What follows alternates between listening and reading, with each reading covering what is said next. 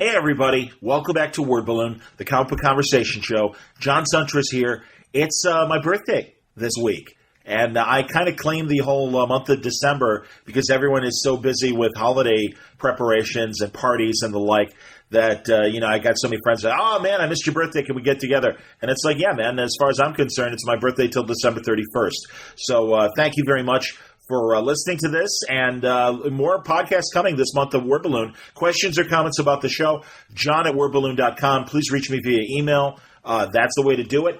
And follow me on Twitter under John Word Balloon. Follow me on Facebook under my name, John Suntress. Thank you very much for listening to the commercials.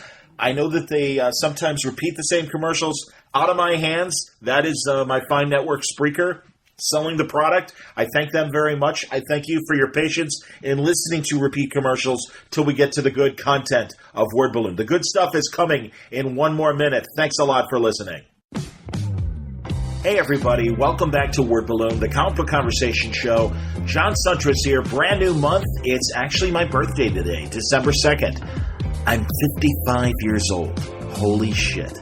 It's all right. I mean, honestly, I feel great. Again, after the health scare at the end of last year. God, it's almost been a full year since it was the week before Christmas that I had the ankle infection. And I'm about 98% recovered. There is still a couple small wounds, but everything's going fine. Otherwise, everything's fine health-wise, knock on wood. I feel great. I am energized. I am inspired by the success of Word Balloon, and have a lot of projects planned for 2020 that I am getting underway now. No time like the present. And as a birthday celebration, I'm really happy to represent one episode that you're listening to right now. A great conversation with Keith Giffen from February of 2006. And then also later today, you'll be able to listen to a brand new conversation, 2 hours long, with Matt Fraction, talking about all of his current stuff. And it's great to have Matt back. It's Matt and my birthday weekend. I'll talk more about that on the Matt Fraction episode. But Giffen, it's also his birthday this weekend. Couple creators had birthday weekends this weekend. Greg Rucka and Keith Giffen share a birth date, November 30th. Matt Fraction and Frank Thierry share December 1st. And I don't know who else in the comic book spectrum is on December 2nd. I know Britney Spears and I share a birthday. You know, do that with what you will. I just throw it out there because it's the one celebrity I saw that was born on December 2nd. But, I always acknowledge Greg and Matt's birthdays because I know it's always 2 days before mine. But it was great to read this weekend. I think it was from Jam DeMattis, Mark DeMattis himself, who wished Keith Giffen a happy birthday on November 30th. Keith is, I'm going to do the math right now, it was 1952. So he is 67? I think that's right. Yes, 67 years old. Happy birthday to Keith Giffen. It was really an interesting story getting Keith Giffen on Word Balloon for his one Word Balloon episode. As I've seen him at conventions, I think the whole convention world has kind of turned him off to interviews. And I even remember getting him on Word Balloon. My dear friend Vanita Rogers at Newsarama gave me his contact info, and she's like, he does not have an answering machine. He picks up the phone, and I get him, and I'm always ready when I call him, and I need to get quotes from him to do an article, and she's like, just be ready. I said, okay. So I called him on a Saturday morning, and he's like, no, I'm just hanging around the house. Sure, I can talk to you. And we talked for about an hour and 15 minutes. It was fantastic. And it was great timing because he was doing the breakdowns for 52, which was a really important job for the weekly comic.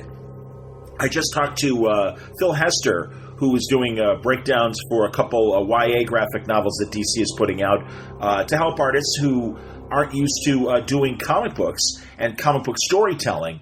In Keith's case, it was to expedite the art faster. And I mean, this is a tradition that goes back, as far as I know, at least to the 60s, because I know when John Romita Sr. took over Daredevil, Stan Lee was like, I don't think you're quite getting this storytelling thing. Tell you what, Jack Kirby will do breakdowns for you and follow those, and eventually, you'll be able to do all this on your own. And that's how he learned. And in fact, Keith talks about everything he needed to learn from comics was from one piece of, as he says, tissue paper that Carmine Infantino gave him to learn how to do comics, which I think is really interesting. But yeah, so this is like a smack dab during the New 52. Keith was also doing work for Marvel on the event Annihilation, which featured a lot of the Guardians of the Galaxy and Nova and a few other characters. A great sci-fi epic that Andy Schmidt was the big editor on. And, so it was good timing. Plus, he was doing a lot of work for Boom Studios back then and doing a lot of writing for them. And I think really helping put Boom on the map. He and Mark did Planetary Brigade together for Boom. And, of course, we talked about that. We talked about creating Lobo, the Bwahaha years of the Justice League. It was a really great conversation. And it's been tough to nail Keith down. I have to admit I have not tried to call him. I do have his number. But I know approaching him at conventions, he's always been kind of reluctant to do anything as far as floor interviews. And I understand. I mean, I was talking to him in 2006, and think of all the podcasts that have come and have been created since then. So every now and then I do see that he does a video interview or a new audio interview, but I really enjoyed this conversation. In particular, he worked on the Justice Society with Wally Wood on All-Star Comics during the Super Squad years, which was the creation of Power Girl and the Huntress and Earth 2 Robin, Dick Grayson being part of the Justice Society. But this is the introduction of Power Girl. We talk a lot about that and a lot about Wally Wood and his other collaborators over the years, Jerry Conway and the like. And I really enjoyed this conversation, so I'm happy to share with you today. Keith Giffen on today's Word Balloon, brought to you by the League of Word Balloon listeners. Thanks a lot, League, for your support. We just wrapped up November, and I thank you very much for your subscriptions to Word Balloon via Patreon. Patreon.com/Word Balloon is the direct Patreon page for Word Balloon. You can also click on the ad on the front page of wordballoon.com to get there. Like I always say, and I mean it, I want to stress this, Word Balloon is free. It'll always be free. But I really appreciate the help that a lot of the listeners give me. They appreciate what I do here at Word Balloon, and they're subscribing to help me expand the show and make it bigger and better. I thank you greatly for your support, League of Word Balloon listeners. Word Balloon is also brought to you by Aftershock Comics. Let's go through the previews catalog together and talk about some of the great books coming in December from Aftershock Comics. There's The Man Who Effed Up Time. That is a brand new series from Aftershock, and looking forward to that. Marguerite Bennett's Animosity comes back with Volume 2 for Year 2. That great big volume is going to be available. Also, Volume 5 of the Animosity Trades will also be available. There's Dark Ark After the Flood, issue number 5 coming out this month. God Killers, number 1, a brand new series from Aftershock we'll talk more about later. And then there's Pestilence, the complete series, hardcover available. Shoplifters Will Be Liquidated, number 5. And Undone by Blood, number 1. So it's 3 new brand new series coming in December here at Aftershock Comics, along with, your favorites, things like Tim Seeley's Dark Red and Stronghold from Phil Hester and Ryan Kelly, and other great books as well from Garth Ennis, and we mentioned Marguerite's, of course. You can get a graphic novel horde. There are so many great books. It is December. It is the gift-giving season. Why not give somebody with an Aftershock book and introduce them to one of their great, fantastic books, and something, that they may not pick up themselves, but I guarantee when they start reading it, they're going to be hooked. Go to their website. You'll find full story descriptions, preview pages, and the diamond codes on how to order these books through your local shop at AftershockComics.com. All right, without further ado, let's travel back in time now 13 years ago to February 2006, and a great conversation with the great Keith Giffen today on Word Balloon.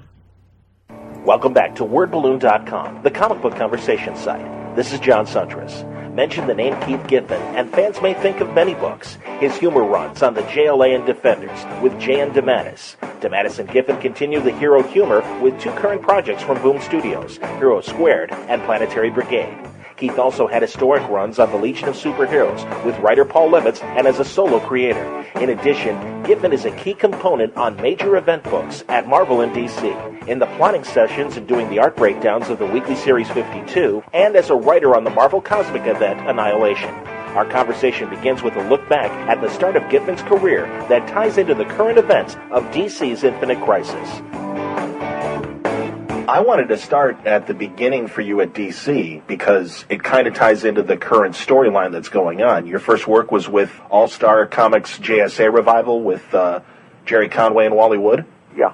When I first broke into comics, I pretty much did everything wrong. I thought I knew it all. I figured there was nothing I could learn. Hey, I've been reading comics all my life. I know how to do this. And I got guys like Wally Wood, Joe Kubert, Carmine Infantino to just sit at their feet and learn from them. But I was too big a jackass. And so it's funny because Carmine Infantino actually taught me everything I needed to know about comic book storytelling visually with a piece of tissue paper, a few abrupt lines, and a 10-minute talk. Back then, like I said, I was just too headstrong and too stupid to realize what he had given me. And I'll tell you, I used what he said. He said, to this day, I still do it. I still work off of that little piece of tissue paper that he showed me. But yeah, my first stint in comics way back when with All-Star and the various other things, it was kind of disastrous.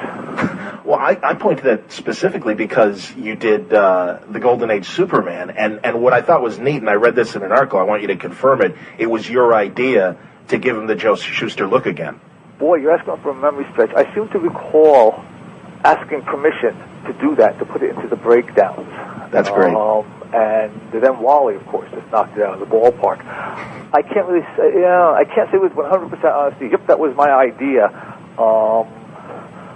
But I do recall asking permission. Take that for what it's worth. Okay. It gets kind of muddy. Comics are really a collaborative process. You have so many people working on one book, and it's really incestuous. Like Bwahaha. Mark DeMatteis and I still argue over who came up with Bwahaha first. I swear it was him. And I read it in the comic and went, oh, that's cool. I think I'll work that to death. And Mark claims that it was me. Now, we could check, because we have the plot. We can check, did it show up in the plot first or in the story first? But it's not worth it. It was, we came up with it. Okay, fine, we're cool. And it's a subgenre now. I suppose. It's going to become part of the comic book slang lexicon there. But, the Golden Age Superman, I always loved the way the Golden Age Superman looked. I always liked that kind of thick-necked, very stylized approach to the Superman character. Much like the Fleischer cartoons as well. Very much so. Fleischer, the Fleischer cartoons, as far as I'm concerned, got it right. They just did the Superman. I was wondering, now you did the breakdowns, and then the Wood Studio did the finishes on those stories. Yeah. Whose idea was it to really show off Power Girl's rack back then? Wally Wood. I think we were all being told by Wally at one point that every issue he was going to draw Power Girl's breasts slightly larger until somebody at DC told him to stop. Well, as you can tell, nobody told him to stop. It was pretty deliberate, yeah. And it's also kind of, with Power Girl, Wally Wood can pull that kind of stuff off. Sure. It's worked really good, and that just became sort of a running gag with Power Girl, the fact that she'll never drown. And it was a good counterbalance, too, to her feminist stance of the 70s as well. There's nothing wrong with women with curves. This whole, androgynous type of look that seems to be taking hold again. I've never been a big fan of that. I like women with curves. Sure. And apparently so did Wally. Now, I'm wondering in terms of what's going on with 52 right now. There are 4 main writers and you. Yes. You are doing the breakdowns. Oh, yeah. And you were involved with the plotting. At what point did your involvement begin in this whole big master plan that DC has going? My part began when Dan Didio called me in his office and first said, I want to ask you something, and then ran through the idea of doing this weekly comic book. Asked me, is this even possible? Do you think this is even possible? And like an idiot, I said, yeah. I was kind of in it really early. I believe that the writers were involved in it, or at least in terms of pitching it and wanting to do it before I was. But I was brought on pretty early. I was brought on before it was even called 52. I attended the 52 meetings. So, yes, it has been, again, it's that oddly incestuous collaborative process that 9 times out of 10 generates really good comic books. I'd like to point out right now, just sort of I'll go on the record here as saying that when you have that many egos in a room, that many writers at the top of their game, it can get kind of, that's what I'm looking for, awkward. But to everyone's credit, everyone just put ego aside and just tossing ideas into this communal kitty for 52 with no guarantee that they would be able to work off of the idea that they came up with. It was just really a great across-the-board collaborative process. I was really impressed. There were absolutely no creative dust-ups. Nobody's trying to grab more than is their due. Grant Morrison put it best. When the meetings were all done, he said, I've always been kind of a solo actor, at least, teamed up with somebody else, but now I feel like I'm part of a band. Which I guess, he sort of compared it to the Beatles once, which I guess makes me Pete Best. It doesn't sound like it, man. Actually, it sounds like you're the one to keep the real beat, because obviously the crucial thing, I think, to a weekly comic would be getting the art done. And that's all supplying the breakdowns. Well, so I don't want to take any more credit than I'm due here. I guess the best way to describe my participation in 52 is if you see these tug-of-war things that they have on the beach sometimes, and they do these Battle of the Network Stars. There, I just dated myself. I'm the guy at the end of the rope with the loop around his shoulder. I'm kind of the anchor man. I was specifically brought on board. Not only I contribute a bit to the plotting and to the creative process, but only to the extent that I can from my position. I'm not writing this stuff. I'm not actually writing chapters. I understand. What I'm saying is taking the script and breaking them down visually and acting as kind of the watchdog to sort of put a little bit of texture in here, a billboard there to keep things kind of consistent. But my primary purpose is to keep the rhythm of the story consistent. When you have 4 or 5, God knows how many artists working on this, and it's coming out weekly, each artist has her own internal rhythm as to how they tell a story. Chris Batista is not going to break down a story the same way that Joe Bennett will. But by me coming in and providing the breakdowns, it means that even though you'll get Chris Batista one issue and Joe Bennett the next, and somebody else the next, it won't be too jarring because the pacing of the visuals and the storyboards, for lack of a better word, will stay consistent issue to issue to issue. Sure, and that's something that I think DC has been successfully doing in the last year or two in terms of having artists jam, even in the same book, and still achieving a consistent look. Well, that's because when these kind of projects come out, be it something like Infinite Crisis or 52 or whatever, Video makes sure that the buck stops with a specific person, be it the editor or himself, so that it's some people call it being a control freak or micromanaging, but it's just making sure that everything remains consistent and everyone is on the same page. One of the things with Infinite Crisis and the things that DC's been doing that I've heard a lot is, all the books pretty much now have to kowtow to Infinite Crisis. A, it's not kowtowing, and B, yeah, they should, because if you're not marching in lockstep on a major event like this is going to redefine your line of books for a long time to come, then, the wheels are going to come off the wagon. You can't have one editor going, 100% cooperation, absolutely, and another editor going, no, I don't want a piece of this. Everyone's got to be playing along. Everyone's got to be on the same page. And DC's been really good with that because, sometimes Video will just step in and go, shut up, we're doing it this way. And to an outsider, and even to me sometimes, I'll admit, you think, well, that's pretty harsh. He's just trying to do everything his way. When he's really trying to maintain creative consistency until they get to the end of this event, at which point, boom, it can blow up into all kinds of diversity again. I know where DC's heading. I know where Infinite Crisis has been, is going to wind up. I know where 52 is heading. I can see now how Identity Crisis was necessary to start the ball rolling. And I'll tell you, the destination is really, really worth it. If I didn't think so, I wouldn't be involved in 52. That's cool. And weren't you in charge of a big event post-crisis years ago? Was it Invasion or? In charge makes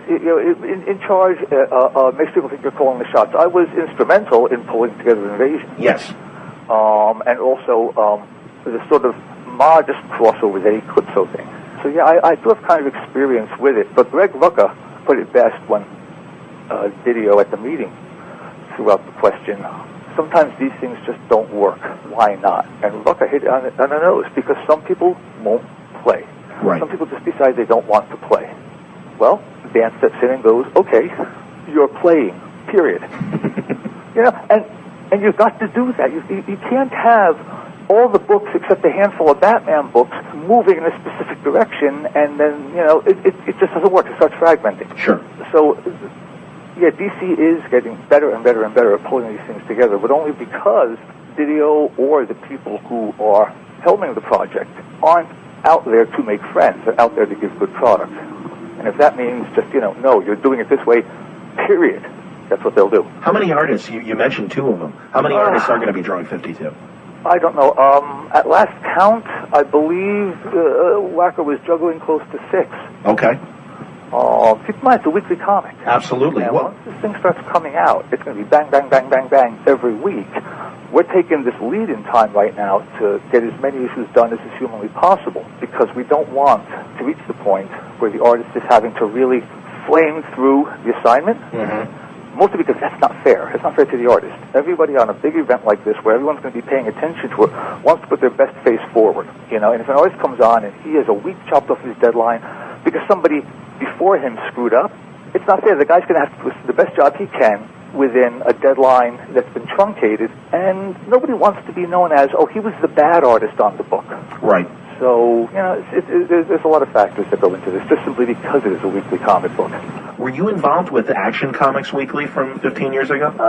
Bob Fleming and I poked around with the Peacemaker story. We got a couple of chapters of that. I remember that. But I was not hands-on involved in it, and it was just a blip on my radar. Okay. That's the concern of readers, and that and the Marvel Weekly from the same time period and everything. That was the only example. This obviously is a much different animal because it is one story. It's one story, but also, again, there's a real solid structure as to how this thing is going to be put together. They've got all sorts of redundancies built in. We're trying to cover every possibility, and of course, there's something you just can't cover. Mm-hmm. But here, people are always asking me, do you think you can pull this off? Do you think you can pull this off? And my answer has always been, look at the talent that we've got involved with this book. Look at the writers that are working on it. Look at the artists that are working on it. Look at the way everyone is just really giving 100%. How can we not do it? I mean, it's inconceivable to me that we won't pull this off with the roster of talent that we have. That's really cool. And plus, there's always that little goad that always works by telling them, if we screw up issue number 22, we got 30 weeks of embarrassment. Because this unfolds in real time. Absolutely. The week of the 4th of July, there's going to be fireworks in the comic, and so if we screw up the deadline and don't make a week, we're 1 week behind, and it would just be humiliating. That's really terrific. You're going to tie in real-time events to the story as well. Yeah. Very cool. And so far, so good. I'm glad I'm not on that side of, having to go, all right, we're doing week 22. Okay, what's going to happen then? Oh, it's, God knows. It's Arbor Day. What do we do at Arbor Day? I just get the scripts and break them down and smooth off some of the rough edges. So I don't have to worry about, how do we fit Christmas in here? That's up to those guys. Well, this is the end of January when we're talking. Where are you currently in your breakdowns for 52? I'm starting 11. Okay. And this begins in May? Yes. Okay. So you see, it's moving along really nicely. By May, we should have a huge chunk of this already in-house. Mm-hmm. And again, it's not like we decided we're going to do a weekly comic and I'll start working on it next week and we'll schedule it for next month. This has been very well planned out and put together. I don't know how Steve Wacker's doing it because he's the editor. Yes. And he's editing other books other than 52. There's a flow chart all over his wall and everything. But I'm really glad that he's on board because I think Steve Wacker is one of the a few editors in the business that can actually pull this off. Wow. In terms of, he knows how to handle the talent, he's respected by the talent across the board, and he's really meticulous. And I think you need that. That's really cool. Every writer I've spoken to, and now with you, Grant is the only one I haven't spoken to, and all of you guys are speaking really highly of how well Steve is executing everything for 52. Yeah, it's really good. He keeps everybody in the loop as the artwork comes in. When he has enough, he'll make sure everyone sees it, utilizes email to keep people updated on things. He's the perfect choice. Of course, now I've been working with him for a couple of months, but even so, I find it very hard to imagine any other editor doing quite the job that Steve is doing right now in terms of holding things together and just maintaining. That's what it comes down to. This is a marathon. And yeah, that's how it's been described to me, a marathon. And also Greg Rucka even said, when it's all done, it's a novel, not a graphic novel, a novel in terms of the dense storytelling you guys are doing. I don't mean to dump on any other editors up at DC or imply that they would be incapable of doing the job on 52. Mm-hmm. I'm just saying that because of the way he handles the talent, the way that he edits the books, and his attention to detail, Steve Wacker was probably the best choice they could have made for this. That's really cool. All of you guys have been saying that, and I think that's really great. And it shows that you guys are all on the same page. Yeah, it's not as if we go months without talking or emailing one another. It really is a consensus thing. If a new character has got to be created, it goes into the communal pot. There were some characters that we needed early on that Grant Morrison just suddenly gave us a whole list of these characters all worked out. Everyone was kind of stunned by that because it seems to have happened overnight, but that's what Grant does. Wow. And then in the latest issue, there were another group of characters, and I actually said, let me take a crack at these. So, yeah, everyone's putting in equally. And I guess it is like a band, and I'll admit, even though it's daunting, a weekly comic book, I haven't had this much fun in a long time. And how often do you get to work with all four of DC's top writers at once? Yeah.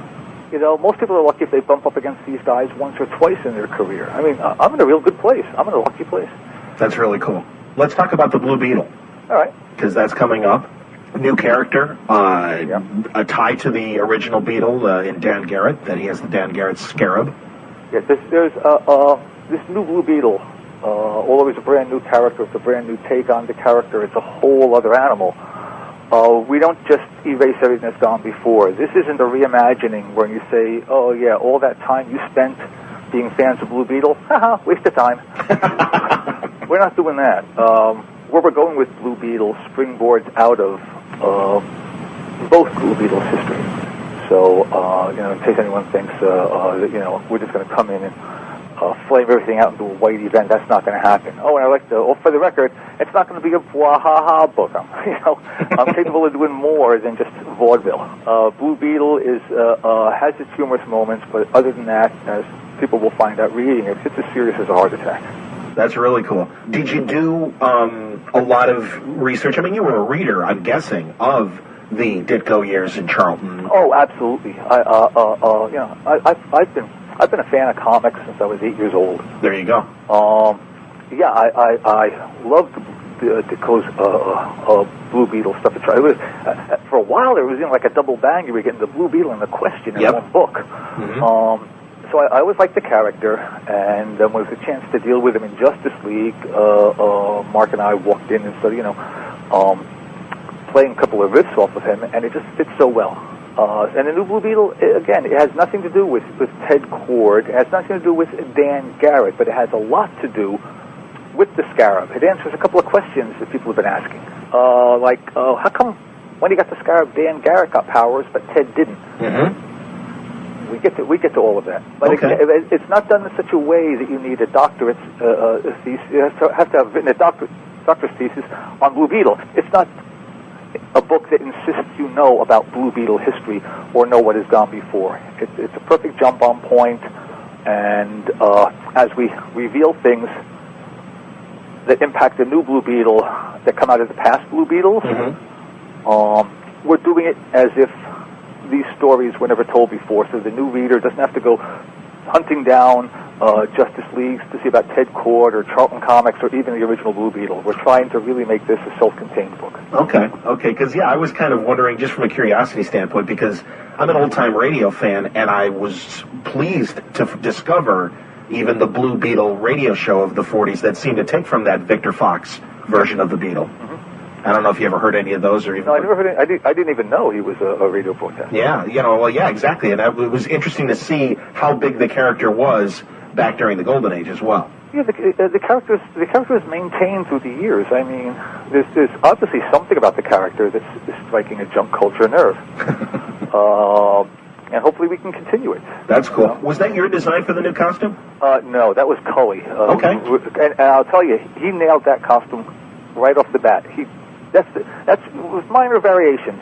That's pretty much the design he came up with. That's really cool. Yeah, Cully Hammer's a hell of an artist, and that's a neat and team. The stuff he's doing in Blue Beetle is just it's like, if we didn't tell you it was Cully, you'd probably have to, look at the credits to be absolutely sure. It's a quantum leap forward for him. It's just gorgeous, gorgeous stuff. I mean, he's telling the story, and all of the emotional resonances are there, and he's nailing the vital moments and just the sense of place, everything across the board. I mean, Joan Hilty was the one who really championed Cully on the book.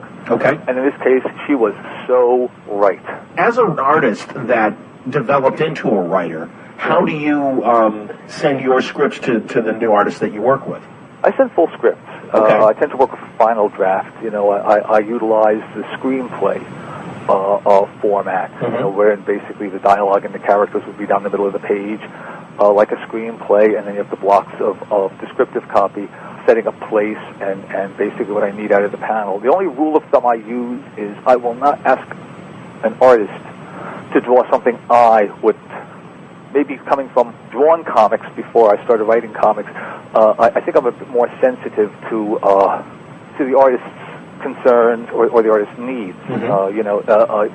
You shouldn't write the charge of the Light Brigade into a story trivially because it's a bitch to draw. Sure. And it took me a long time, but the reason I switched over to writing was because it's only dawned on me, it's a hell of a lot easier to write the charge of the Light Brigade than it is to draw it.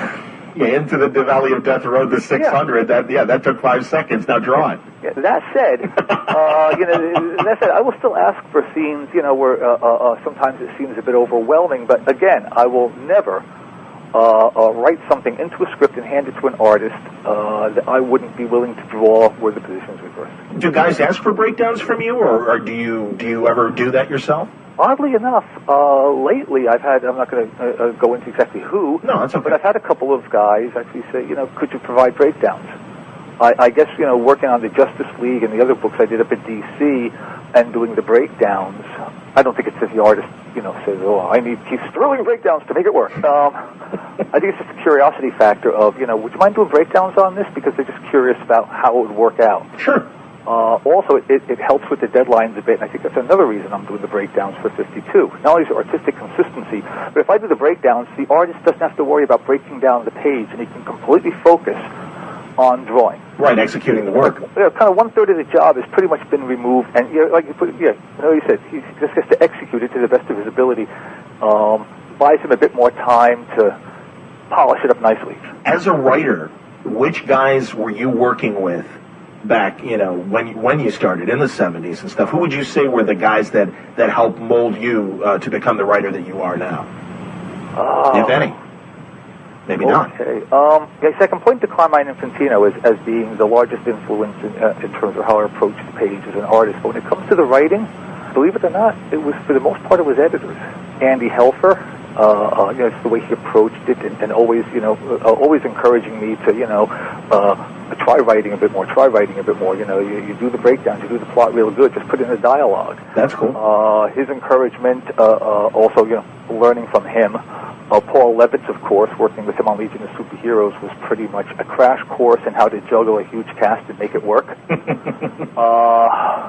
Ernie Colon, okay, who's always been there to help me over whatever artistic hurdle I might need help over. And of course, the people that I work with, my collaborators, Mark DeMattis, Tom and Mary Beerbaum, Bob Fleming. Even learning from John Rogers on this new Blue Beetle book. Yeah, I should mention John Rogers. We haven't talked about him, and he is your co-writer. John Rogers, yeah, extraordinarily talented guy. One of the sought-after screenwriters in Hollywood, and he likes comics. He's just, it's like he certainly doesn't have to do this. And when he looks at the money he's making doing Blue Beetle as opposed to the money he's making by being cherry-picked by Steven Spielberg to write a project, there's no comparison.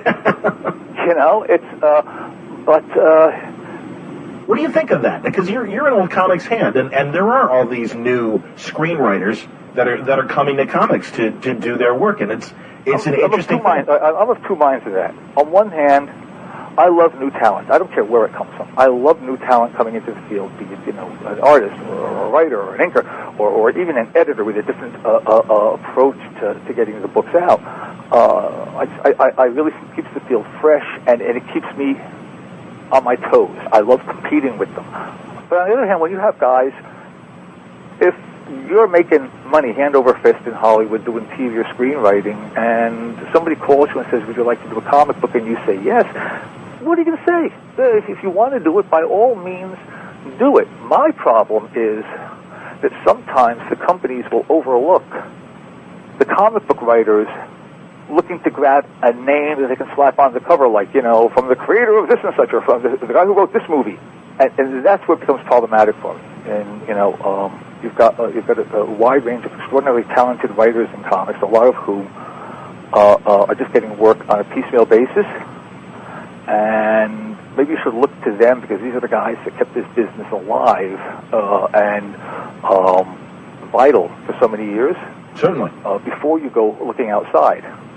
But, yeah, I can't really blame them. I mean, it's if you can land the guy that did Buffy the Vampire Slayer, he brings a lot of jump culture credibility with him. Yeah, and I think he loves the books that he's writing, too. Yeah. So, it's like, it isn't as if I look at it and go, oh, these Hollywood writers are taking our jobs. I don't see it that way. I see it as, they're new in the business. And again, it's people I can compete with or even learn from if I bump up against them in a collaborative manner. I just wish that sometimes, in some projects, I really wish that their first inclination wasn't to go outside of the comic book field to grab a writer.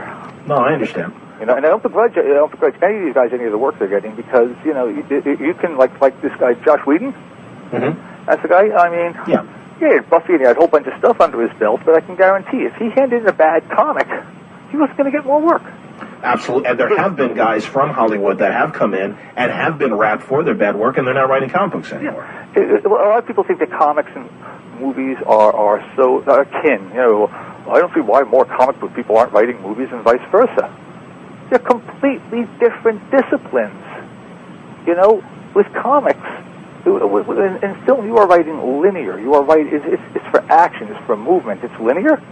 Whereas in comics, you are isolating scenes. Mm-hmm. So, and it's going to sound kind of weird, but the white space between the panels is as important as what the panel features. It's kind of like going through an entire movie and doing a picture book, and you can only pull out certain frames. And those frames have to not only tell what's going on in the story, but move the reader or the viewer on to the next frame. They're not as similar as a lot of people would think. The only similarity is that both traffic in words and pictures. It sounds like you agree with a lot of what Scott McCloud says in his texts about understanding comics. And I don't know if you've read those. Yeah, I have. I read Scott's book, and I agree with a lot of what Scott says. That's cool. I really think I think there's I think there might be an attitude out there on behalf of guys working in other fields, whether they're best-selling novelists or top-tier screenwriters or producers or guys who write for television. Mm-hmm. The comics will be just easy money, roll off a log. I do this. I have beer and pizza money, and they're usually kind of surprised to find out that it's a whole other discipline. Sure. They're as similar as film and TV and comics are. I really think that there's more that they don't have in common. A lot more that they don't have in common, and that's what certain people have of trouble understanding. It's the same reason. It's the same thing happens when some comic book guys go to film. They're not used to writing that flow, so they tend to isolate incidents. It's a discipline. Aikido is not karate. Is not jujitsu. Absolutely. It's a different discipline. So so I guess that's probably the best way to put it. Have you tried to do any Hollywood stuff, either storyboarding or scripting? I did a lot of storyboarding. I did storyboarding for Batman Beyond for batch episodes. That's great. Storyboarding for the first 2 seasons of Static Shock. I wrote 2 episodes of Ed, Edd n Eddy. Oh, very cool. One of which is in constant rotation. So yeah, I've done the animation stuff. I've done a couple of spec screenplays and gotten the the usual amount of disinterested interest. But it's again, sitting down to write that spec screenplay. When I look at the first one I ever wrote, and I keep it in my machine as a reminder. You think you're so great, read this piece of crap. It's a learning process. It took me about 2 years to understand the rhythms of a screenplay or a teleplay. Now, you've worked then with those guys at Warner, with Static Shock and Batman Beyond.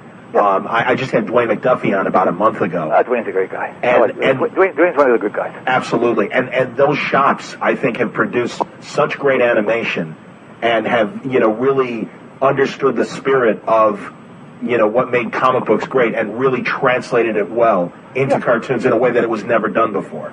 Well, yeah, and there's a certain amount of respect for the source material.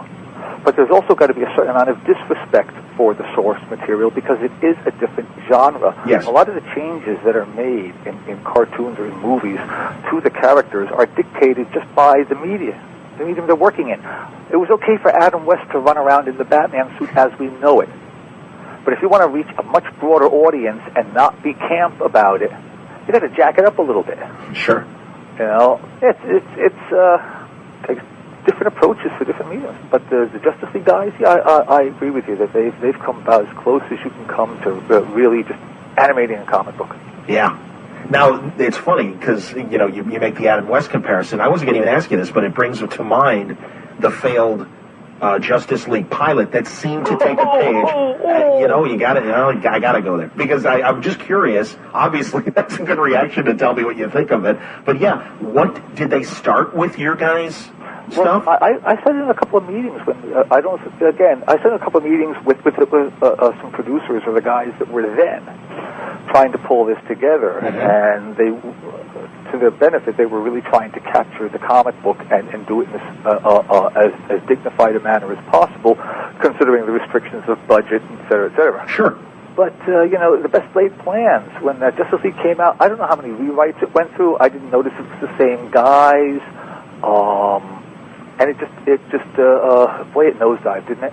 And I think the worst thing that happened to that Justice League pilot was the Flash TV show took off. Yeah, that's true. Everyone's got to look like the Flash. It was a misfire of cosmic proportions. It makes the Roger Corman Fantastic Four thing look like gold. Yeah, well, poor David Ogden Stiers, Charles Winchester from that was hysterical. As the Martian Manhunter. Oh yeah, and it's kind of like these ridiculous shots. Like I think at one point, Fire is actually doing something critical to helping him win, and she looks at the camera and smiles like she's vamping for the Miss America judges. Didn't work for me, man. No. Didn't work. There's a reason why it's in the bootleg bin. I understand. Yeah, it's an interesting curiosity piece. But boy, could you possibly have done it any worse? Well, now you guys have just wrapped up the Defenders, and She finally came out. Yay! Yeah, and great story, man. Really great. And I hope that means, and I had heard Mark on other interviews, things like Fanboy Radio, where he had said that you guys are going to do another miniseries. Marvel seems amenable. Nothing's been nailed down yet. Okay. But Marvel does seem amenable, and it's just a matter of can we find the right time, place, and people to do it. If Defenders continues, will it be me, Mark, and Kevin again? Will it be me and Mark? We don't know who's going to be busy. We don't know when Marvel's going to want it. So it is kind of up in the air. Yes, Marvel would like to continue the Defenders, but no, I'm not quite sure when they'll want to actually start on it or under what conditions it'll be coming out.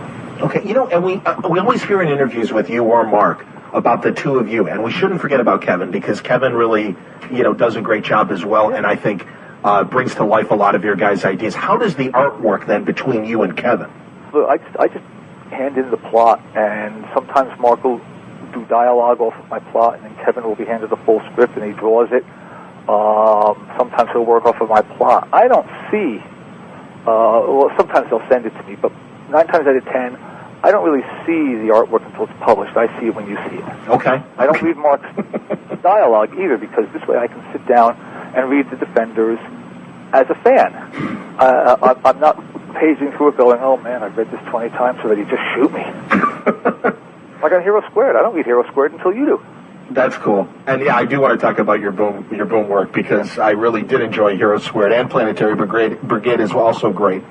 And 10 as well. So I want to talk about the boom stuff, but first on the Defenders, quickly, because I do love all the interesting comedic conceits you gave to all the characters, but particularly the surfer with the surfers was fantastic. And it's so funny because there's something so obvious that it's amazing that it's taken so long for someone to say, "Hi, Silver Surfer, why don't you put him with the Dick Dale crowd?" And I actually think, I'm sure that the idea has cropped up more than once, but yeah, I think we just had the bad taste to actually do it. I mean, I think the high point of the 5-issue Defenders thing is we got the Hulk Blade. Absolutely. If anything, it has ensured us sort of a perverse little place in comic book history. Look, Defenders was just it's just Mark and I dragging Kevin along and putting on our red noses and the baggy pants, and away we go. It's great, and the tradition continues with your Boom Studio stuff with Hero Squared and Planetary Brigade. That's again another neat idea because, like any superhero cipher group, there are allusions to iconic characters that everyone can recognize. Yeah. But I also like the fact that you guys, especially with Hero Squared, have injected that kind of the way new comic books are made today and the independent comic books, where you've got kind of the slacker guy who suddenly discovers this, alternate universe version of himself who's Superman. Yeah. Well, Hero Squared was a vague idea I had way back when about, what if there was a knock on the door and you opened it and it's you in a superhero suit? And it just sort of springboarded from there. When I talked to Ross Ritchie about it, he really liked the idea. And, bringing Mark on board, well, that was a natural. And, just running with it from there. Ross Ritchie dug up Joe Abraham. And we haven't looked back. It's the good thing about Hero Squared is it's Mark and I unfiltered. Yes. We don't have to worry about soiling a character. Right. That was a big thing on Justice League. Oh, you can't use that character, you'll soil him. The rules of Justice League were really, really easy. When he walks in the door of the embassy, we're going to have a bit of fun with him. But when he walks out, we will return him in the same shape he was when he came in. In the meantime, we'll have a bit of fun with him. Absolutely. We'll have a bit of fun with a character. And a lot of people look upon it as, they just make fun of the characters. And yeah, well, that's true. Yeah, we do.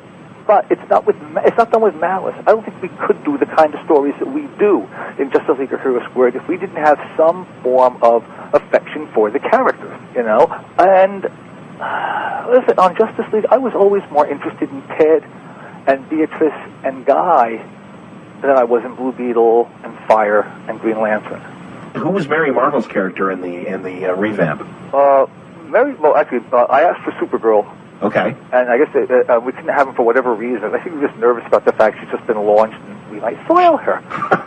And when I asked for Mary Marvel, look, nobody was more surprised than I was when they gave Mary Marvel to us. Because you soiled the hell out of Mary Marvel. And it's just, actually, one thing I couldn't do that I wanted to do was I actually wanted her to lose her virginity and show up the next day in the red costume. I hadn't heard about that, That didn't go anywhere. That was no way. But that's the beauty of Planetary Brigade, where you can do these things. Yeah, and keep in mind, when we first walked in with the whole idea of forming this Justice League, as far as I was concerned, Mary Marvel was going to fill the void left by Ice. Mm-hmm. But she launched into her own character, Yeah, just this gushing, innocent girl. Yeah, I mean, put on a coffee jag, Yeah. have a guy go on there inappropriately touch her. I mean, there's all sorts of stuff going on in there with that character. And by the end, we suddenly realized, she's not the Ice replacement. She's a fully developed character in her own right. And also... And I don't think we soiled her. No. Well, it was the alternate universe when they got soiled. That's okay. Truth to tell. Oh, okay. But it's great because I think the Marvels, the Fawcett Marvels, are so tough to write because everyone has the memory. The best that they ever were during those C.C. Beck and Otto Binder years of comedy and lighthearted stories. And I think it's tough to put them in today's world. And luckily, I think you guys, in both versions in the 80s with Captain Marvel and this version with Mary Marvel, you guys had the right tone of comedy, but still respectful to the characters. Yeah, well, that's the idea. Because, again, we weren't interested in Mary Marvel as much as we were interested in Mary Batson. I don't know. Mm-hmm. Yeah, Batson, yeah. Mary Batson. And once you understand who the character is, the powers just become something that you can riff off of. It's some of our favorite issues, to go back to Justice League, sure, are the ones where nothing really happened. And that's even not too good. Nobody threw a punch. Just because you don't throw a punch doesn't mean there's not a lot of shit happening in a book. Sure. But in terms of Justice League, in terms of Justice League America, we're pretty much unanimous that Moving Day is the story we all really like a lot. In Justice League Europe, it's the French list. I was going to ask you about the French list, because I love that one, too. Yeah, but the annual Justice League Antarctica, I think, was where everything just came together to tell the kind of story right. And plus, I love penguins. And the kind of books that Mark and I do, the way we deal with the characters, it's the down moments that I think become more interesting than the running out and beating up a villain. You know, I don't know any other superhero team that could have gotten away with having two of their members go on a date to the Ice Capades. I was so proud when I came up with Guy Gardner on ice, by the way. You know? I understand. But once you set up something like that, and once the fans and the readers are bought into it, there's no limit to the amount of fun you can have. And Hero Squared is a sort of, and Planetary Brigade is sort of us just continuing that, but we don't have to worry about, returning Captain Marvel to the DC universe because he's got to appear over here, or you can't do that with so and so because back in his history he stubbed his toe on Thursday. We can just do whatever we want with the characters. And Hero Squared, again, I think it's more about the dynamic between Milo, Captain Valor, Steffi, and Caligulus than it is about putting on a cape and beating people up. I gotcha. And Planetary Brigade is basically, we're known for a superhero team. Let's create our own.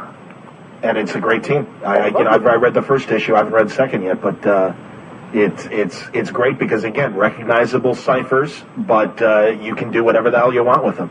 Oh, yeah. I mean, it's like, well, you start off with the recognizable ciphers. Like, it's obvious. Grim Knight is the Batman guy. Certainly. Eventually, we might explore the fact that, his kid sidekicks never last more than 6 months. There might have been 20 of them so far. Captain Valor is obviously Superman. Mm-hmm. And then the rest, we started off with, the Mauve visitor is John Jones. But all of a sudden, he became Truman Capote. And Earth Goddess, well, she was, and they sort of launch into different directions, and that's where the fun comes into it, when you figure, you started off as a Batman clone, but man, you're nowhere near Batman now. Is Earth Goddess kind of an amalgam between like a Wonder Woman and a Mary Marvel? She's kind of an amalgam between a Wonder Woman, She-Hulk, Metamorpho, sure. Every superhero group has the members and the big guy standing in the background. Mm-hmm. There's always that. There's Reed, Sue, Johnny, thing in the background, big guy. And Earth Goddess was basically our big guy in the background. That's cool. And just, just trying to take the icons, the iconic characters, and say, here's another way to look at them. Doctor Strange. Okay, what if it's a chick? What if she's got a third eye? Boom, we're running. Yeah. And that's what's fun to me. I would much rather come up with something completely new than try to fix something that's been badly damaged. Other than the handcuffs being off in terms of what you can and can't do with these Boom Studio characters. Up to a point. Ross has lines that he won't cross. Okay. Like I'm never going to get the character Cubic Justice in there. I want to. I've mentioned her before. She has Medusa's powers, but downstairs. I should mention, by the way, the filters are off here as well, so feel free to express yourself as clearly as possible. Yeah, so that's not going to happen. Ross is not just giving us carte blanche. He's called me on a couple of things and gone, well, what are you doing? But I'll tell you, it is a reason we're at Boom. Well, that's great, and I think it's a win-win for both of you. Yeah, well, it kind of, I hope it's a win-win for both of us. Hero Square was something Mark and I really wanted to do. Ross Ritchie wanted to start a comic book company. Ross Ritchie wanted to start a comic book company that published comics. We own Hero Square lock, stock, and barrel. Ross has no rights to it at all. He didn't even take 1%. Wow. He publishes, he makes his money off of that. Boom is fast becoming what Image was supposed to have been.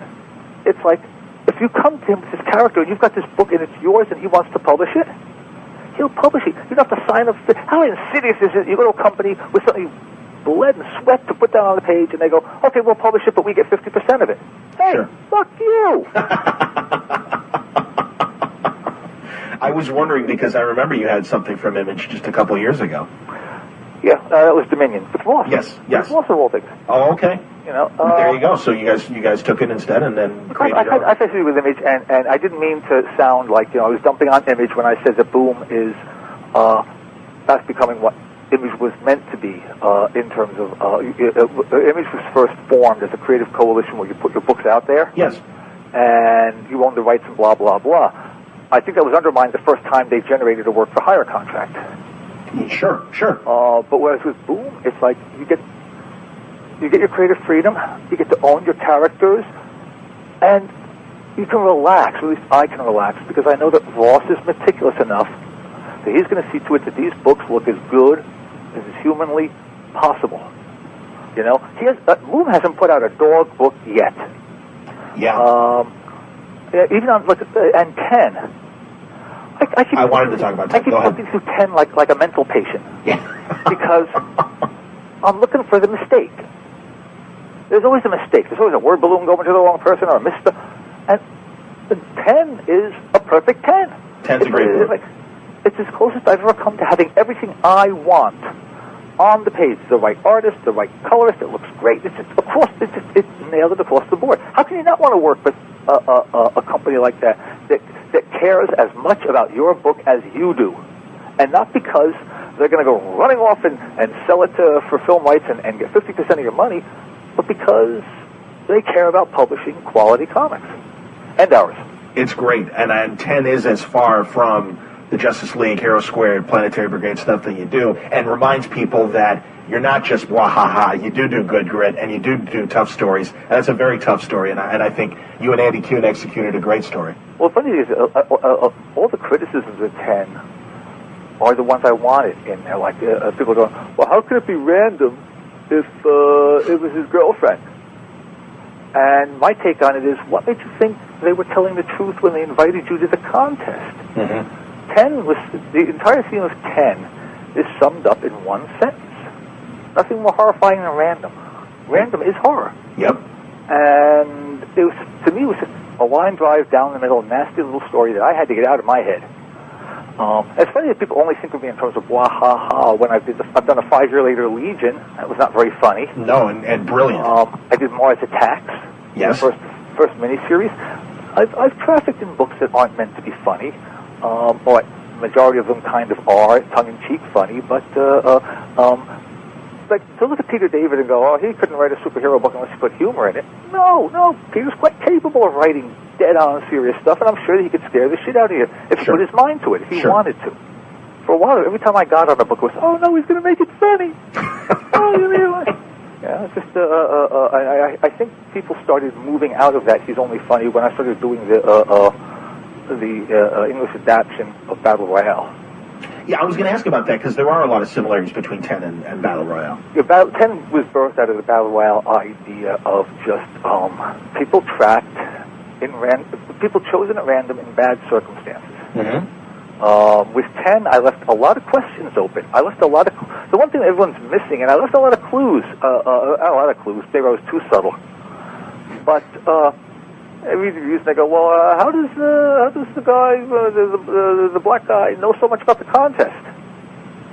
Well, listen to what he's saying. I've been down this road before. Jesus, he's the last contest winner. You know. Yes. I wanted 10 to be something wherein you only get the information that Graham gets. The odds are that if you are one of 4 people to survive a nuclear holocaust, out of the 3 people you're with, the odds are that one of them is not. There's not going to be a nuclear physicist among the bunch. You know, it's like, oh no, the grass has come to life and is eating us, and you're trapped in the basement with a botanist. Hey, how handy! People die without ever knowing reasons why, and that to me is horror. That terrifies me. The fact that you know there are people wandering around out there just choosing victims at random. You know, and with 10, I tried to push that forward. I think it was a good story. It reminds me of a couple things in a good way, not derivative, but certainly in the same genre. Series 7, an independent movie, and also a British comic book that came out a few years ago, Button Man, The Killing Game. It was a John Wagner comic book. I never heard of it. Yeah. And no, those It really worked, and it is. It's a great one-shot, and I recommend people to go seek it out because... It's always meant for... I'm never going to return to those characters again. There's no sequel. There's no background. Although I had a perverse thought that somewhere down the line on Hero Squared, that Milo gets a box in the mail. Oh, that's cool. But as it stands right now, 10 was just a one-shot. I had to get the story out of my head. I got you. It was like I did this story called Chigger and the Man for Taboo, Steve Bissett's now defunct horror anthology. It was another one of those nasty little stories I just had to get out of my head. Well, I don't sit around watching the Three Stooges all the time. I'm a huge Grindhouse horror fan. Hey, are you gonna? Did you see Hostel, or are you going to see? Yeah. Oh, really? Was it disappointing? For me, yes. Okay. I expected more of it, and this again, just me. It's just me. It struck me as being like Euro Trip by way of the Japanese guinea pigs on it. Yeah. And I was just like, by the time they started working these kids over, I wanted them dead. See, I was just in Amsterdam like 5 years ago, and that's why I'm like, this sounds like it'll be fun. And I talked to Jimmy Palmiotti earlier this week, and he was saying it was good. So now I got to balance between the two of you because I respect both of your tastes. It's just, it just with me, I was just going, oh God, just kill them, kill them. I have no sympathy for these people. Just kill them. It's, oh my God, our Icelandic friend that we've known for all of a week is missing. Let's go get him. No, he's not even a drive to the airport friend yet. He's certainly not. He's missing. Let's go hunting for him, friend. So, and is there any recent film? Oh God. Yeah, I know. That really did kind of hit that part of your brain that appreciates the Grindhouse kind of mentality. Audition. Okay. Eagles film. Current. Oh boy. Anything. You can reach back if you want to. I'm trying to think. I like some of the Japanese horror stuff. I really liked Audition. I like E.G. the Killer, Dead or Alive. Those are Nikkei films. Why do they try to remake those into American films? Because the American junk culture landscape is barren. Because they're cowards. People running the media are they're cowardly, superstitious lot. Thank you, Bruce. Okay. It's like we're talking the mindset of a bunch of people who thought remaking Bewitched. Yeah, you're upset. You're absolutely right. It's the kind of people. Hollywood is run by the kind of people who are still buying SUVs. Yeah. The gas prices are going up, and then when I see people driving on these big gas-guzzling SUVs, I just think, the price of gas goes for $5 a gallon, just so I can watch these bastards bleed. I think there's a reason why I like your stuff, man. No, it just drives me crazy, and it's like I look at it, I don't want to see another Batman movie. I don't want to see another Spider-Man movie, or I've seen Friday the 13th, 27. What the fuck is that? Did you not like the Batman movie? I haven't seen it. Oh, okay. I don't want to watch. I don't want to see another Batman movie. I just don't want to. I don't want to see another Spider-Man movie. I don't want to see another X-Men movie. Friday the 13th. But enough. Give me something. Give me one movie I really liked. I liked the Fantastic Four film. Did you? Okay. And I sat there and I walked out of the theater. My daughter looked at me kind of odd, going, "You probably didn't like that at all." I went, "No, I really loved it because that movie was inked by Dick Ayers." Oh, that's interesting. It perfectly captured the first year of the FF. When we would go, I got to build this atomic thermostat. Boink, next panel, it's there. Well, here he was going, build a machine. Boink, it's there. It was the perfect boiling down of that first year of FF, and they throw in the stupid ass shit. Sure. Anything the kids like, let's put Johnny in a dirt bike competition. See, now I didn't see that because I heard all the bad things about Fantastic Four, so this is interesting to hear. No, if you go in realizing that it's meant to be a fluff piece. Sure. If you go in figuring it's meant to be a fluff piece, you'll pretty much be okay. That's cool. So I kind of enjoyed it. Would I recommend it? No. Because I'm trying to think of the last movie I wholeheartedly recommended. Elephant. I didn't see Elephant. Elephant. It's I think it was made for cable or something like that. It's Gus Van Zant's really disturbing take on kids who bring guns to school. Oh wow! And I do like very disturbing piece of work. When he's not remaking Hitchcock, I do like Gus Van Sant. Yeah, he really. I saw this, and first I was astonished. he made it, I was even more astonished that somebody would actually agree to show it, because it is merciless. Wow.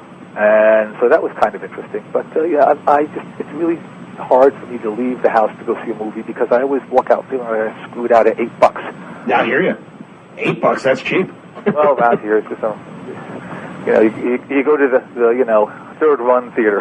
Now, you said that 10 was a story you had to get out. I wonder, because you mentioned Legion 5 years later, which I do love. Yeah. And was that not in response to the years that you spent with Levitz, because clearly that was great work. But yeah, I mean, was that kind of a story that you had buried that you're like, well, there's no way that Paul would ever tell this story? No. It was when Karen Berger approached me and said, Paul's leaving the Legion. Would you like to take over? We're thinking of starting it over from one. Blah blah blah.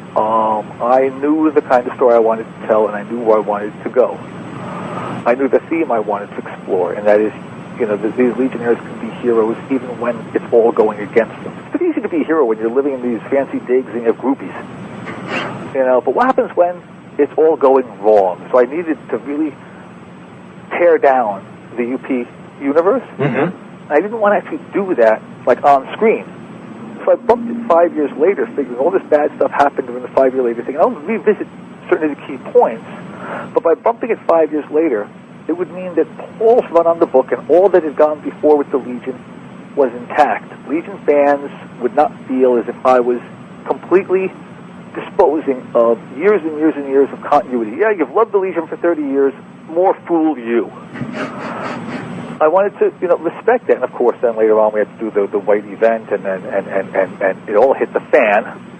And then we were scrambling like crazy just to salvage as much of Legion as we could. But the 5 year later gap was pretty much, I did not want didn't want it to look like I was systematically undoing everything Paul had ever done. Sure. I wanted to bump it 5 years later and take it from Grimm and see the resurgence of the Legion of Superheroes and eventually bring them back to the level Paul left them on. They haven't traded that, have they? No. That's too bad, because, man, that's such a great story. Well, the original idea with the Legion of Superheroes was, and of course it got when I finally threw up my hands and figured I can't deal with this anymore. The original idea was that there would be a huge war to free Earth from the Dominion, wherein it would be revealed that the SW8 batch, the young kids, are the real Legion of Superheroes. They were replaced way back when. The adult Legion that I've been playing with all along were actually like Manchurian Candidate clones. I gotcha. And during the war, some Legionnaires would die on both sides, and we just picked names out of a hat. That was a true rumor. Wow. So if I picked out Cosmic Boy, Saturn Girl, Lightning Lad, they're dead. Wow. And this way, there would be no favorite. I have favorite Legionnaires. Everyone has a favorite Legionnaire, and this way we would remove that. We might have to kill our favorite. When the dust settled, Earth would be free, the UP would start rebuilding itself. The SW8 batch would be the Legion of Superheroes now, and I would give the fans back the Legion of Superheroes that they've always wanted back. The kids, the clubhouse, the bright, happy future. Right, the innocents. The survivors of my book would leave the Legion of Superheroes book and go to the very limits of known space in the universe, and it would become the last bastion of law and order before unknown space, and they would call themselves the Omega Men. There you go. That was the ultimate plan, to get two books going, Legion of Superheroes and Omega Men. Wow. Use the name. But of course, it never happened, and I got pissed off, and a temper tantrum blew up the Earth. I wish I could have had plans for that, but no. That was just me being a dick. And that idea ties into the 89 Legion, then. Legion 89 was, after we were done with Invasion, there were no books spinning off the tail end of it. Andy Helfer was going from office to office going, come on, doesn't anyone want to spin off of this? But everyone was pissed off at us anyway because we introduced the Power Gene. How dare you introduce a sweeping concept like that? And I was thinking, well, then don't use it. Who cares? It was the most important, non-essential thing ever introduced in DC. If you want to use it, use it. If you don't ignore it, it doesn't matter. Sure. Nobody wants, so Legion 89 and whatever books came out of the tail end, Justice League Europe, came out of the end of the Invasion, were basically me and Andy just putting books together and getting them on sale, so we'd have some books come out of the tail end of it because nobody was lining up. It was like one of these special events that, you look back on it now and go, hey, it's not that bad, but back then, Invasion did not make me the most popular guy at DC. Well, Bendis was saying That's the problem with event books, obviously. Having everyone on board with what you're doing, will you follow through? Which we talked about earlier, right? We talked about earlier. It's like you need somebody like a Dan DiDio to sit down and go, no, you're going to do it this way. Right. Up until this point, you have to do it this way because I need this to happen so that we can then end it and have this kind of a DC universe which is open to diversity. Here's the ironic part of the whole Crisis 52 thing. At the tail end, the DC universe that exists after they're all over is a DC universe that would be my Justice League could operate in. But they're dead! Sorry, man. It's like, well, it's just, but it does bode well for the comic book reader and the comic book fan that once all the smoke is settled, the diversity of DC's product is going to be there. There's going to be all sorts of different takes on books and stuff, and the reins are going to be loosened. They just had to be tightened to get us to this point. And yeah, Invasion, people didn't want to play. We couldn't use this character. Oh, don't do this. And everyone's pissed off, and Todd McFarlane just spins off into some reality that's completely his. Was that for Infinity? It was just, every time we turned around, there was a fire having to be put out on that thing. God! Jeez. We brought Bart Sears on to save the deadline. It was one of those things where I look at the end result and I go, wow, the fact that it came off at all is a miracle. That seems to be the challenge with these events. So that's the challenge with the event book is how to make. I'm just going to use character names here at random. I'm not dumping on any company. No problem. The challenge with the event book is how to make Captain America fighting Wolverine again interesting and fresh. Certainly. Because it's like, okay, this is an event book. It's called Green Card, and all the aliens are picked up by immigration and sent home to their planets. And we'll have Silver Surfer versus the Thing. Been there, done that. The event book is either going to significantly alter the status quo or introduce new characters into the status quo. Then really just do it in the body of the regular book. I mean, Galactus wasn't a special die-cut, square-bound story. It just happened. Mm-hmm. Well, now you're gearing up for, and obviously already working on Annihilation. Yeah. And that is your big Marvel Cosmic event. Was that your idea, or did Joe Q come to you and say, we want you in on this deal? None of the above. Andy Schmidt, the editor of the project, has always had a real soft spot for the Marvel Cosmic characters. And even when I was doing Thanos and Drax, he would always be, just do an event with all the cosmic characters, make them cool again, and then it's a snowball that's, you're just gassing with the editor, and ideas flip back and forth, and eventually it formed into Annihilation. And that was one of the few projects I've ever been involved with that I could really say was editor-driven. Okay. I started with editor-driven. And the great thing, everyone's bitching and moaning about Annihilation. It's the same format as the miniseries. Obviously, we can't use that format anymore without people whining about it. But the thing in Annihilation that makes it different from all the other ones, like people pointing to Seven Soldiers. Bunch of miniseries with bookends. Oh, we've been there, we've done that. No, you haven't. I do the Annihilation prologue. There are 4 miniseries. I'm doing Silver Surfer. There are other guys doing the other characters. Yes. And the Annihilation series that follows up on it, I pick up where these other creators have left off to work it into the Annihilation series. So it's not just everyone is doing what Keith says or what Keith set up. When the Nova miniseries is done, I'm handed Nova, and I have to go with what they did. It makes it more of a challenge, and I think it makes it just that much more interesting because it's not one person generating the ideas. That's cool. And again, kudos to Andy Smith. This wouldn't have happened if it wasn't for Andy. It wouldn't be in this form if it wasn't for Andy. It's the one time I can honestly say I'm working with a creative editor instead of just a standard editor. You compare the two in terms of working with the other writers to what you've done on 52 then? 52, I'm working intimately with the writers. Okay. Annihilation, I do the prologue, I hand it off. Mm-hmm. I'm aware of what they're doing. We touch base every so often, but I barely communicate with the other writers because they're telling their stories. Gotcha. And I think it's important that Annihilation to be that way because you don't have to buy everything with the Annihilation seal on it to get a good story. If you just like the Super Skrull, you can buy the 4 issues of the Super Skrulls miniseries. Mm-hmm. You can get a beginning, a middle, and an end, and you can walk away. I think once you've read the Super Skrull, The background noise will be interesting enough to propel you into Annihilation, but it's not necessary. Okay. Do you guys, when executing this, look at what DC did with all the miniseries that led up to Crisis? No. Because, there were some readers did feel like, even though that same, statement was made, they do feel like, well, you say we didn't have to read that, but we kind of feel like we did. I didn't. I read everything, so it didn't matter to me. I was happy to read everything. You don't have to read everything there is on World War II to be able to understand and enjoy a story about a platoon set in a village. Okay. The Bridget Ramagan. Mm-hmm. That's a beginning, middle, and end event that took place within the greater tapestry of the World War II. I get you. So, you don't have to know everything that's going on. As long as you know there's a cosmic war going on, then you follow the Super Skrull. And amid the backdrop of this war, he's telling a beginning, middle, and end story. I don't think it's really fair, especially with the price of comics nowadays, to come out with a special event and say, and you have to buy these other 8 books to understand what's going on. That's not an event book. That's bait and switch. No, I hear you. And I'm glad to hear you say that because, I think readers are more comforted when they realize that the writers get it, too, in terms of, it is $3 a book now. Yeah.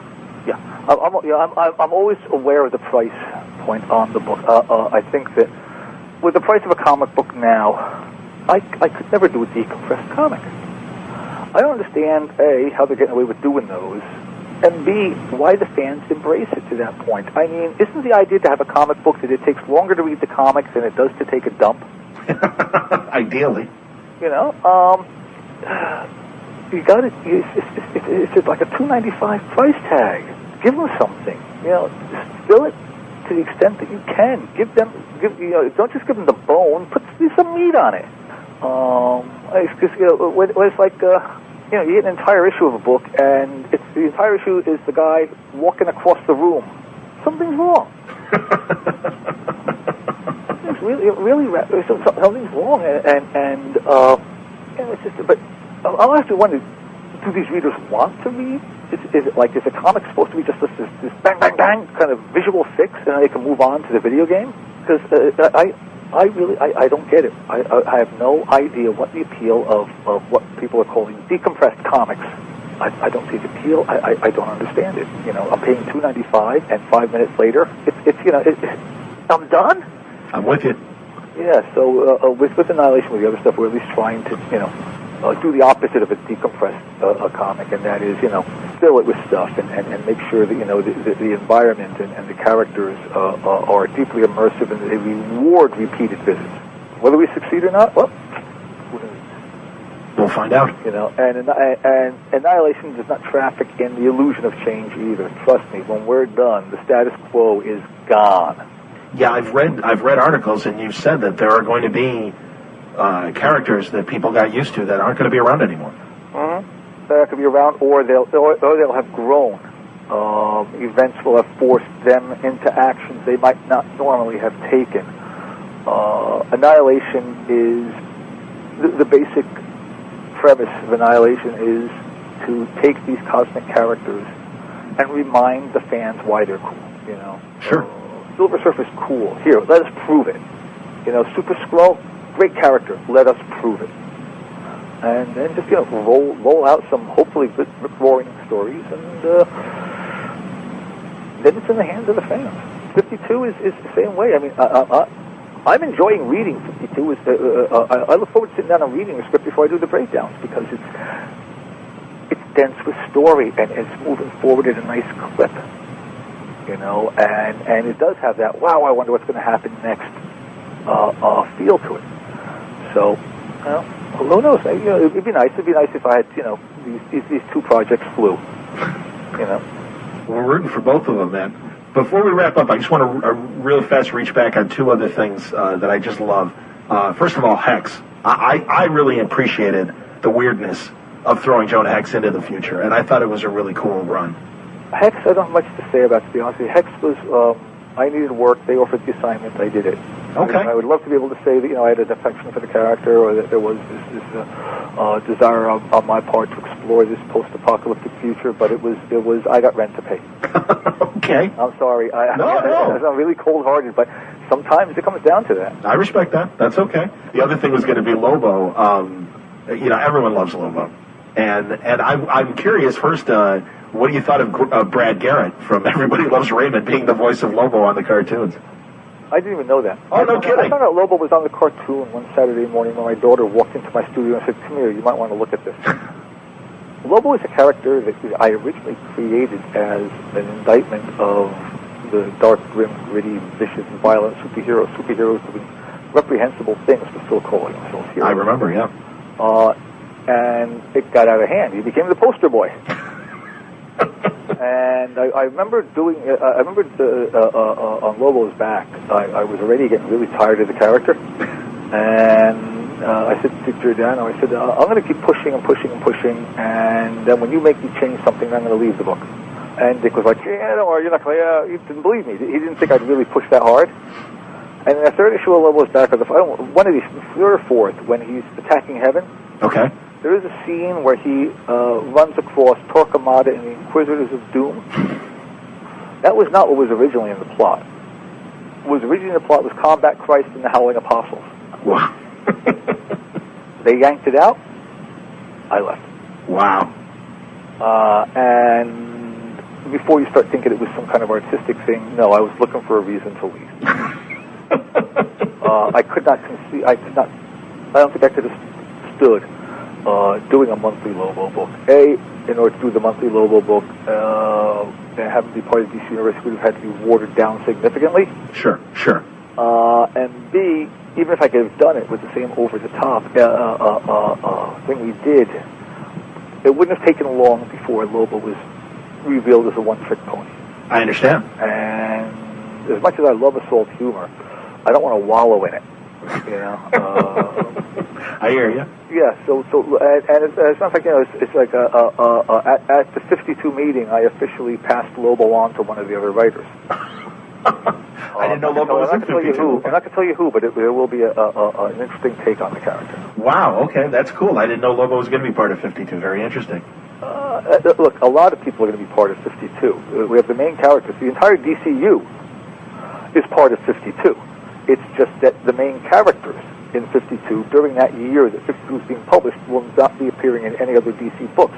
So if you like Renee Montoya, you've got to come to 52 to get your Renee Montoya fix, because she ain't showing up in Batman. And okay. This is over. No, I got you. In the meantime, there are other DC characters showing up. Sure, we're in the middle of the DCU. It's really hard to have a major event go down and not have another hero show up.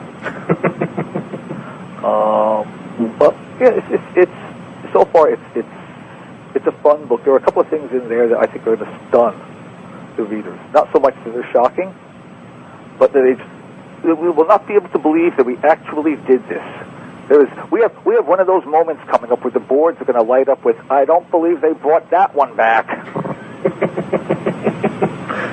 Well, that's the thing that I'm looking forward to, and I hope when things are more underway and you know, we're maybe 6 months into the Blue Beetle and Annihilation and 52 and Hero Squared and Hero Squared and Planetary Brigade. Don't forget, Boom is an important part of my life right now. Absolutely. You know, as much as I want the books I do with the mainstream comic companies to succeed, I also, you know, hope that more and more people who liked what I did on Defenders with Mark, or what we did on the Justice League, will start picking up Hero Squared or Planetary Brigade. If you like Lobo, you're going to love Jeremiah Harm. You know, it's me and Alan Grant together again. We're taking it to the next level. And you know, if the success of 52 and the success of Annihilation, if there is success to be had, of course, let's always keep that in mind. Certainly. If it could bleed over so that people might follow some of the people involved in these books into the smaller print things that they do, that just strengthens the comic book industry at home. I agree, Keith. And I think the great thing is, you know, yeah, you came from it's so many of these guys now that are popular in the mainstream started with the small press, and it's nice to see guys like yourself and Mark Waid being able to do these new ideas with smaller companies, and I think that's great. Yeah, and again, right now, I can say without fear of contradiction that when it comes to the small press, Boom is the best game in town, period. I'll just stand up and say, you know, there is no better small publisher out there to put your work through than Boom. Best deal, they know how to handle the talent, criminal honesty, the kind of honesty that sometimes we don't want to hear about.